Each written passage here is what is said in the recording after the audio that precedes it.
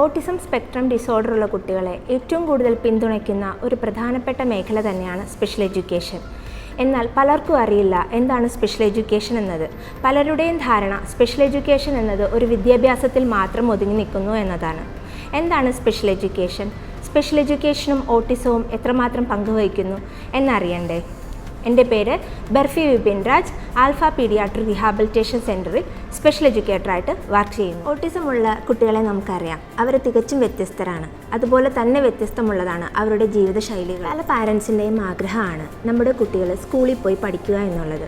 എന്നാൽ സ്കൂളിൽ പോയി പഠിക്കുമ്പോൾ ബേസിക് ആയിട്ടുള്ള കുറേ സ്കിൽസ് നമ്മുടെ കുട്ടികൾക്കുണ്ടോ എന്നുള്ളത് ആദ്യം നോക്കണം. അതായത് communication skill, ADL skill, social skill, അതുപോലെ തന്നെ സിറ്റിംഗ് ടോളറൻസ്. ഈ പറയുന്ന ഏരിയാസ് എല്ലാം ഓക്കെ ആണോ എന്നാണ് ആദ്യം അറിയേണ്ടത്.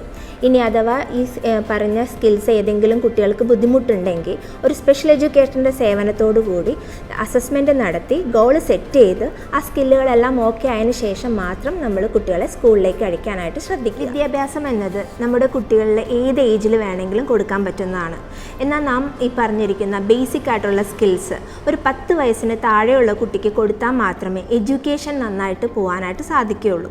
അതിലാണ് നമ്മൾ ആദ്യം ശ്രദ്ധിക്കേണ്ടത്. 10 വയസ്സ് എന്നത് ഒരു കുട്ടിയുടെ ബ്രെയിൻ ഡെവലപ്മെൻറ്റ് നടക്കുന്ന ഒരു പീരീഡാണ്. ഫങ്ഷണൽ ഏരിയാസിൽ എന്തെങ്കിലും ബുദ്ധിമുട്ടുണ്ടാവുകയാണെങ്കിൽ ഈ ഒരു 10 വയസ്സിന് താഴെ തന്നെ നമ്മളത് അച്ചീവ് ചെയ്തെടുക്കാനായിട്ട് പറ്റുന്നതാണ്. ഈ പറയുന്ന ബുദ്ധിമുട്ടുകളിൽ ഏതെങ്കിലും നിങ്ങളുടെ കുട്ടികൾക്കും ഉണ്ടെങ്കിൽ ഒരു പ്രൊഫഷണൽസിൻ്റെ സഹായം തേടുക.